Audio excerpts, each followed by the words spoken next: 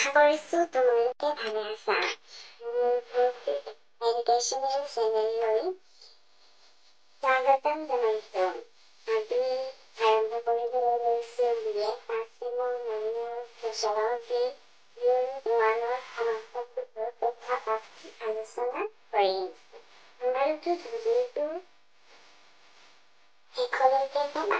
যদি ভিডিঅ'টো পৰা ভিডিঅ'টো সম্পূৰ্ণকৈ নহয়,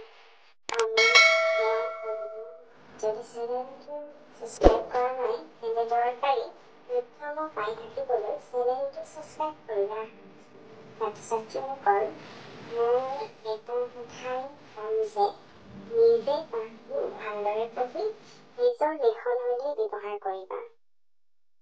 আহা তেন্তে ভিডিঅ'টো পলম নকৰি আৰম্ভ কৰোঁ।